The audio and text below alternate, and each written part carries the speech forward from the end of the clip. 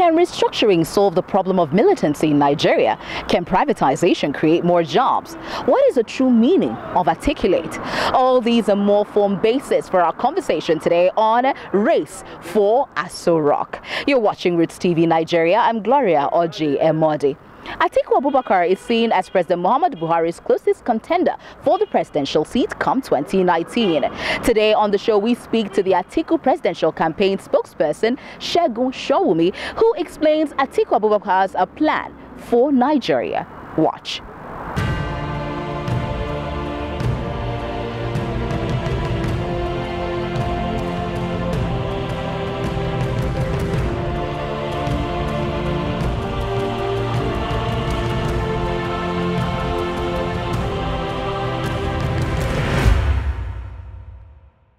Atiku Abubakar was born on November 25, 1946 in Jeddah village of Adamawa State. He has had an extensive political career spanning more than 30 years, in which he has won a governorship seat in his state, Adamawa, held a vice presidential post from 1999 to 2006, and now, for the 5th time, he is running for presidency. On the 6th of October 2018, former Vice President Atiku Abubakar became the presidential candidate of the PDP to contest the 2019 general elections. Now, to understand the man and his plans, if he becomes president, is his spokesperson, the spokesperson for the Atiku presidential campaign, in the person of Segun Sowunmi. Good to have you here. Gloria, it's nice to have you. All right. So let's talk about Atiku Abubakar as a person. What makes him, fit to become the president of Nigeria come 2019? Okay, I think every time nations have to choose their leader, they must look to their circumstances now and try and imagine a projection of what they need to be doing for the future. For nations are constantly in the business of providing service for the people now and preparing the plans for the next generation. All of that put together makes Atiku Abubakar the man that is most positioned to solve the problem of the now and push Nigeria in the direction it needs to go in the future. So Atiku is running on job creation. Atiku is running on opening up opportunity to expand the economy. Atiku is running on bringing the people together, making Nigeria become united. Atiku is running on security, and so that it can be sustainable for a long time, Atiku has committed to the idea of restructuring. That's why he's the best man to be president now, and that's why he's running. Atiku Abubakar got registered into Jeddah Primary School at the age of 8, as his father had earlier opposed his education. He was admitted into Adamawa Provincial Secondary School, Yola, in the year 1960. After graduating in 1965, he proceeded to Nigerian Police College, Kaduna. He left the college for a position as tax officer in the Regional Ministry of Finance. In 1967, Atiku Abubakar was admitted for a law diploma at the Ahmadu Bello University on a scholarship. He graduated in 1969 and got employed by Nigeria Customs Service that same year. Let's talk about political willpower, because it's not about the thought, it's not about the desire to do right. Okay. It is when you get there, then we see if you have the ability, not just the capacity, but the ability to do what needs to be done. What is to prove that Atiku Abubakar, if he becomes president, will have the political willpower to do some of all these things you said he will do? Brilliant question. One of the things that makes it difficult for a leader to be able to action out his promises and his vision is capacity and competence on the job. For you to want to stimulate a big country like Nigeria in the direction of your vision, you must understand the vision yourself, and you must know the small actionable steps that you need them to do to help you translate the vision. You must be able to communicate the vision to your team so that they have a buy-in, and you must be very straight on enforcement, that every man understands why he's sitting on the table and what is expected of him. You must also have tenacity, for sometimes you need to knock on the door a couple of times just to get it to crack, and then you get the traction you need. There is nobody, I repeat, in recent history in Nigeria that has demonstrated tenacity under all circumstances as Atiku has. So when you take his business acumen, when you take the experience and the competencies garnered over the years by being vice president, when you take his understanding of how private capital works, being a private sector player himself in many economies, and when you take the clarity of the vision and you add it to how long he's been tenaciously trying to get it to work, you can hazard a guess that all things being equal, he will see through. He was in Chatham House sometimes in 2007, I think 2008, 2007, I can exact 2008. And they asked him a very interesting question. They asked him, how long will it take you to form your cabinet? He said, immediately. Now, when the president says, I'm forming cabinet immediately, it simply means that some background work would have been done to identify the competent hands that can be unleashed almost immediately. And if you start working from the very next day and you stay on the course, on the vision, with an agenda, and you come to Nigerian people with a plan, then at least Nigerian people can know that, okay, this man has a plan and this is how he plans to go about it. And I tell you, in the next couple of days, the plans of His Excellency Atiku Abubakar for the Nigerian people on this agenda 2019 will be unveiled. Atiku Abubakar has 4 wives and is the father of 28 children. His wives are Titi Abubakar, Rukayat Abubakar, Fatima Abubakar, and Jennifer Abubakar. He is also a well-known philanthropist and has won numerous awards, which include Harris Wilford Global Citizen Award in 2011. Atiku Abubakar is a well-known business mogul and employer of labor, one of his notable ventures being the American University of Nigeria. I would like to get some specifics because these ones are very important. Over 80% of businesses in Nigeria are small and micro businesses. And let's be very honest, even though we rank high in the ease of doing business index, I mean, it really benefits big companies, but the smaller companies who are the ones who, carry more than half of the GDP or provide more than half of the GDP are suffering. So what does Atiku bring to the table when we come to helping small businesses become more profitable in this country? Thank you. You must know that in the first instance, the only reason why you have that conversation and dialogue around small businesses in the country was occasioned by the activities of Atiku Abubakar and Obasanjo in the 1999 to 2007 period, where they created a lot of windows for small and medium enterprise to run. They created a framework for the banks to lend them money. They created a central bank window where banks are supposed to show what they're doing for SME in terms of capacity building, helping out with how they write their proposals and lending them money.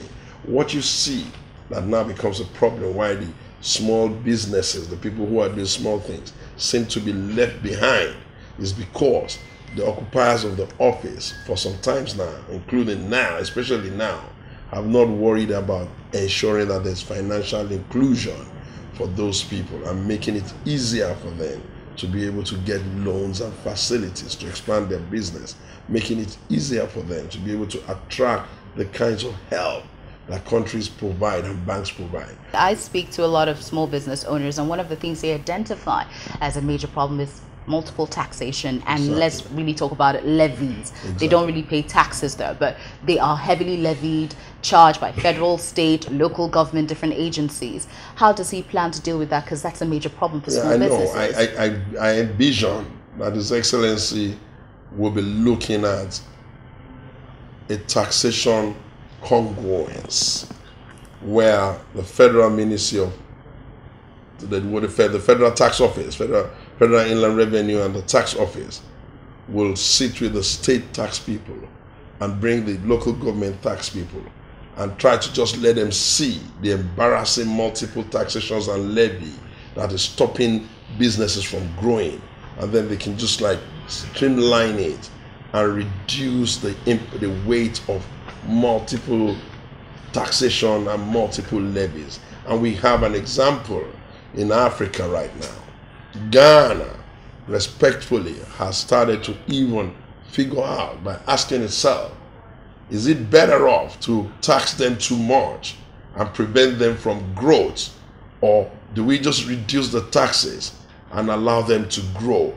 So that's the kind of conversation that business-minded leaders bring to the table. Atiku Abubakar, as president, knows the import of multiple taxation. You know why?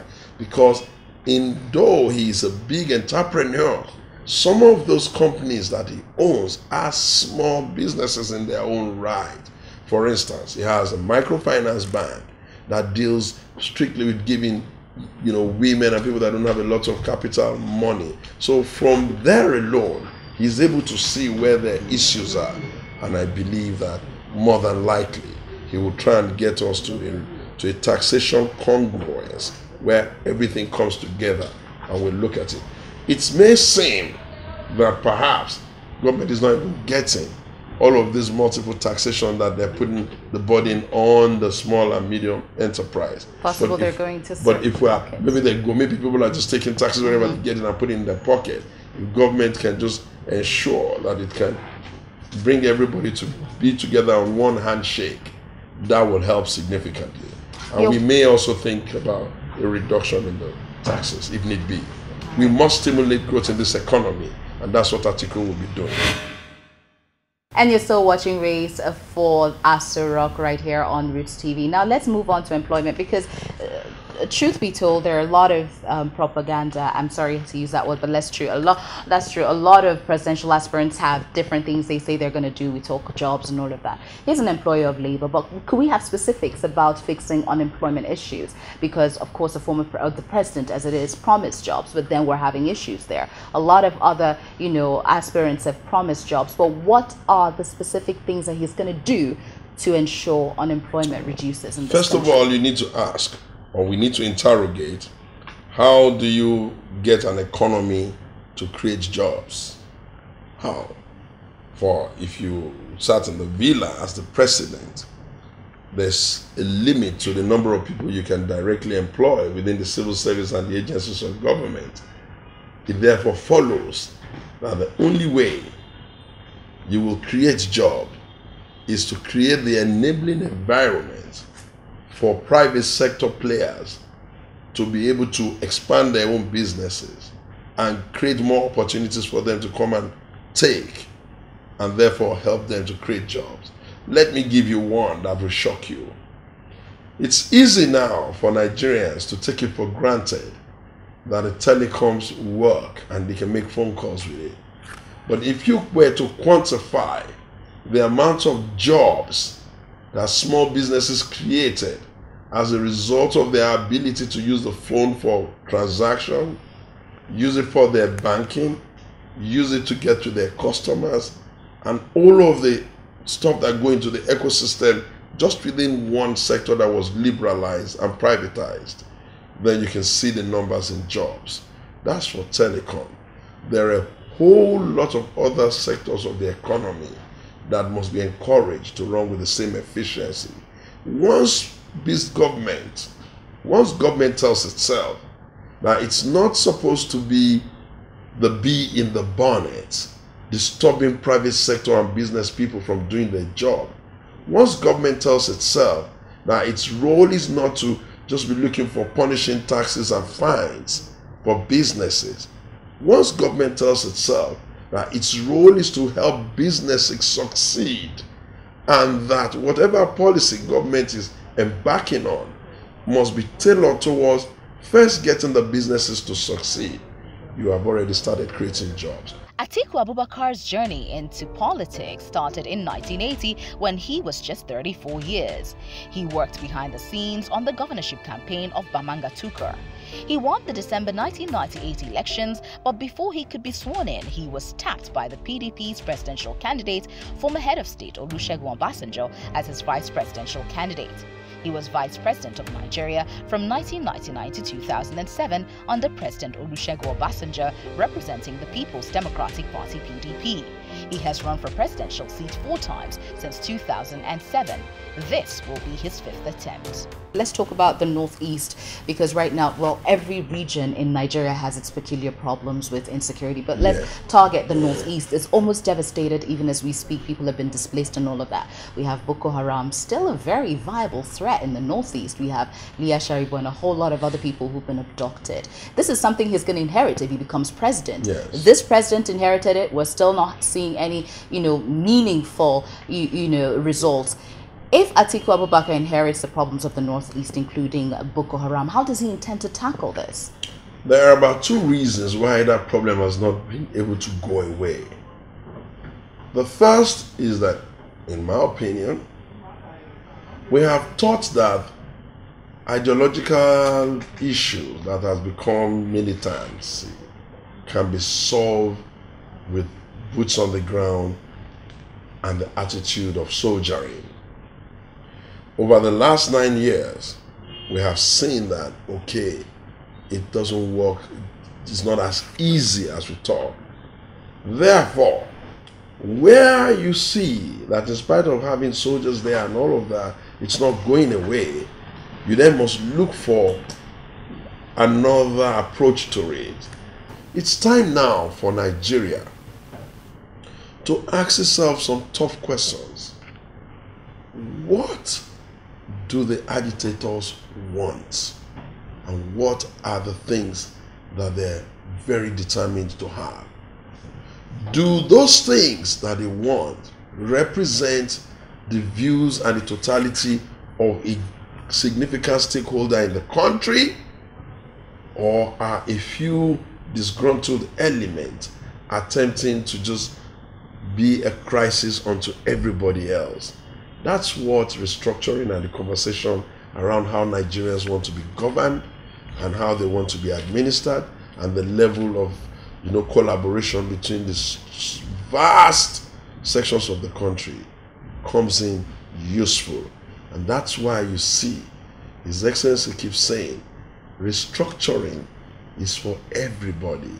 Atiku Abubakar is very active on social media. His Twitter handle @Atiku has over 1.65 million followers till date, while his official Facebook fan page @atiku.org has 685,000 likes.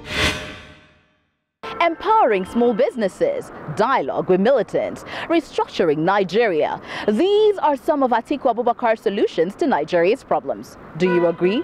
Share your thoughts on the comment section of this video or via our social media platforms.